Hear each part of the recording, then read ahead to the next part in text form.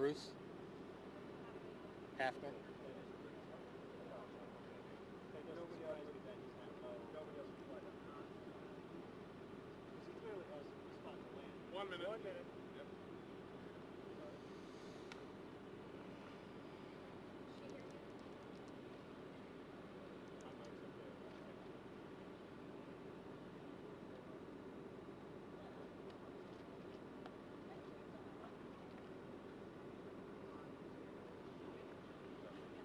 I'm not so clear. Russia's ready to run. 30 seconds.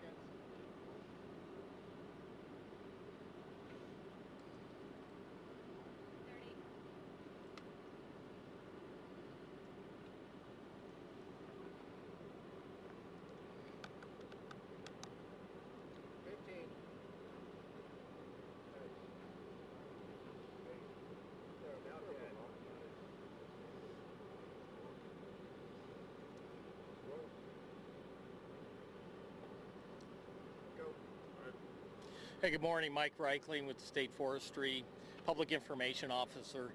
We're here to do an update this morning on the progress we made last night on the fire. But let me start with a little chronological background on what happened from yesterday. About 11 o'clock, we got a report of fire over by kind of in the middle of town towards the river by the ball diamonds. Fire got out of control pretty quick because of the types of fuels we have. The fire was running down to the southeast of town. It turned around on us and went up the riverbed. It's the Kearny River Fire is what the official name is. We've had crews out. We've got over 200 firefighters out here with more on the way. Some I actually came in last night. Projected containment for today, but we have no containment numbers as of right now. Also, we have 2 Type 1 helicopters that are on standby. What the tactic is right now for us as the firefighter suppression activities for today, we're going to do direct attack as much as possible, but with these fuels it's very, very dangerous to do. If everybody remembers Yarnell Hill, same type of fuels here. And so we're going to be doing a lot of preparation for burns tonight. Do a lot of back burning, which means we're going to light fires and have the fires go towards the main fires to eliminate the fuels. The evacuations, so far we had over 300 residents evacuated yesterday, but most of those are back now. We do have some details as far as that we just received. I don't have them with me here, but if you want to get with me after this, and we'll go ahead and talk about the exact areas. The judge has that information from the sheriff's office.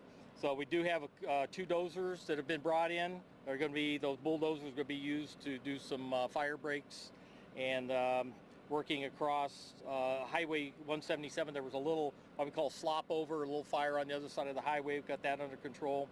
We are going to have a night shift tonight. And we do have an incident command post set up at the high school. We're most likely going to move this over to the high school later today for the continuing briefings. We'll let you know when those will take place here after we finish. So as of right now, like I said, we have over 200 firefighters on scene, 400 acres of burn. We had 300 last night, so it increased by 100 acres. We have air assets that we're utilizing. And we'll have a night shift tonight as well to do that review and come up with some more tactics for tomorrow if needed. So, okay, what are your questions? Talk about what we're seeing right now.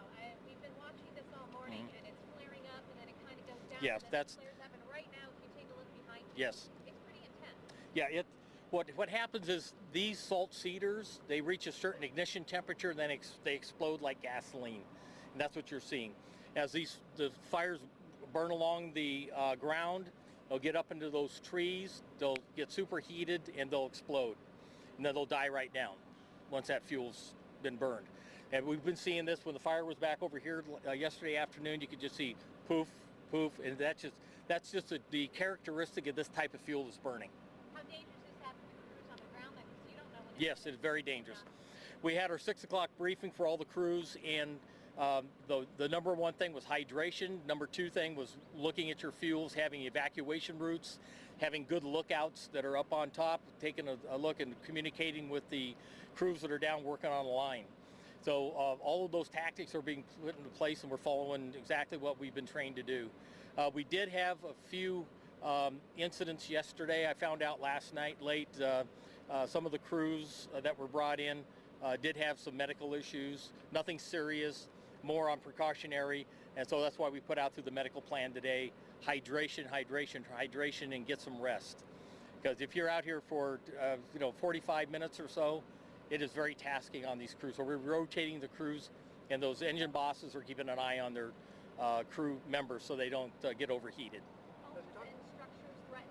What are you looking at right now? Well, the structures, we did a real good job yesterday of pushing the fire back away from the structures. We did lose 2 primary structures, homes, with 1 car, and then 2 outbuildings. And that was as of about 1900 hours, 7 o'clock last night. No new information on any structures. We're doing that assessment this morning, and for the next briefing we'll get an update on that. Let's talk about weather. Yeah, most of those are back in their homes, Jim. Right. Can you expand a little bit more on some of the challenges firefighters may have? Well, heat and the terrain and the types of fuels, and that is our main challenge. And you can see we have to drive all the way to Winkleman, which is about a 20-minute drive, and then back over to the other side of the river. We can't get across the river the way it is. So some of these areas we are able to get Type 6, which are the smaller trucks in. The Type 3s is probably the biggest truck we're going to be able to get down in that area. So it is challenging. Getting resources into the fire is necessary for what we're trying to do as far as suppression. Let's talk about weather conditions. What was that? I know that was mentioned yesterday When? the wind loss. Oh, wind. Yes, wind's predicted to be almost the same as yesterday. As the desert floor starts heating up, winds will be anywhere from, I wrote down, 3 to 8 miles an hour in the beginning, and it could gust up to 25 miles an hour at what we call eye level. So that's a 20-foot level is probably up to 9, but down at on the ground, eye level is going to be up to 25 gusting. And that's what they're predicting, again, the same as yesterday. So those winds could actually whip up, and if it gets up into that terrain up there, how difficult is it going to be? That's almost the same as the Gladiator fire and the Granite Mountain. And that's what we're keeping a real close eye on. So what the operations folks will do that are out on the ground, if they see it starting to get out of hand, they'll call in the air support and get water dropped on it. And how many air support units do you have on standby? We have the Type 2, or excuse me, 2 Type 1 helicopters, and they're about 700 gallons each drop. And then we got the single seat aircraft that are also working with them. How many guys are on the ground right now, would you say, are fighting this? Oh, over 200. Any idea on the cause? I know that we had heard there was rumor it was potentially a malfunction of the water treatment plant. I haven't heard that. It is under investigation, and we'll continue to work between the town of Kearny, the sheriff's office, and state forestry to do the investigation to try to identify exactly what caused this. Besides our firefighters, who's in the most danger today? Besides the firefighters, we're keeping a real close eye on the Riverside area and trying to cut it off from that. So it is just burning right up the river, and we'll show you on the map how that's affecting that community. Talk to me about those 2 residents, people who lost their homes. I'm not sure of the extent of the damage so far. All we know is there was fire damage to those 2 homes with the car and the outbuildings.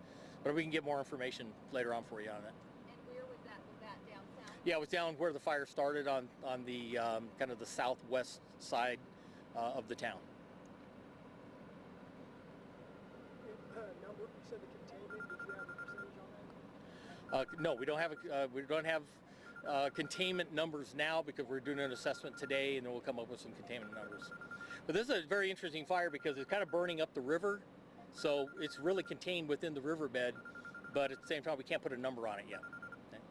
You hope to get it contained and have it safely secured by tonight? We are planning on burning through tonight and getting the backfires set and everything prepped today. So that's what the tactic is for the next operational period. So what's next for you? For what? What's next this morning? What are people doing right now? They are, we had the night crews come off. They briefed the incident commander. They came up with tactics based on what they saw last night. They're employing those tactics. As I said before, they're going to do an initial direct attack as much as possible.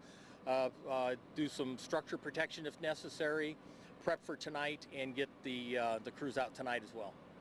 Let's talk about those dozers that you guys have. Are you going to start replacing dozer lines in front of the fire, or is there going to be? Yeah, that'll depend on fire behavior, and they'll lay those in as appropriate to get the most bang, for the dozer lines. The people that live right behind us or behind you next to this fire, that fire's still about half a mile away, but are they in any danger of being evacuated if things change? Well, if things change, absolutely. We're working directly with the sheriff's office on evacuation, so they're keeping a real close eye. We have a unified command there at the high school, and we're looking at, in fact, we're going to reassess the evacuation issues at 10 o'clock this morning. What time are we meeting again? Well, we're going to probably noonish. I'll go back. Well, did everybody get the Twitter information for this? No? Yeah, Carrie Denton. She sent out the information on this briefing. So if you didn't, you need to see me afterward. I'll get your information. Okay? Will be at the high school or will we do the high school? I'll let you know. It'll be in that message to your desk. Okay? Okay, thank you. Okay, we got the map up there if anybody wants to, then I'll just kind of point out where the fire is on the map.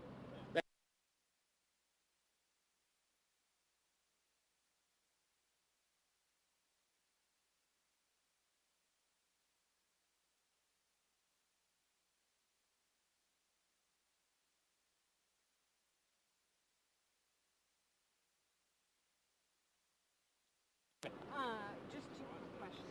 This one is very, salt cedar, is that one word? Because I Hey, saw Kevin. it spelled on the internet.